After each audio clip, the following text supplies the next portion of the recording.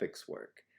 So the board, what we've been looking at is called stories, but if you go to this other tab called epics, and so there's sort of a way to group stories together into larger features. So this is just looking at the iOS app, but if we go to all projects, we could see, okay, there's a bunch. So these are kind of all the high level features that I sort of have planned, and this is, I mean, looking ahead for, I don't know, the next 6 to 9 months. Um, and so each of these, so these are unstarted, and that's why in this left column, I scroll down. So there's sort of nothing here. It's just an idea.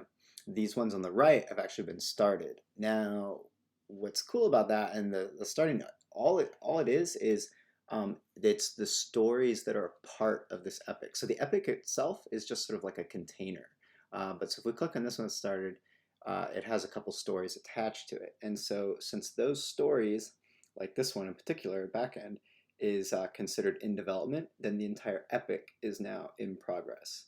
And so, right, like the basic search, what we were thinking of the regular expression at the time is sort of the overarching idea, but then there might be specific features. Right now we just have one story, but it could be more granular. So what's cool about an epic, it's a container, right? And so it can contain stories that exist in multiple projects. So here we see, in order to get this whole feature done, we actually need components from the back end and the front end to be completed.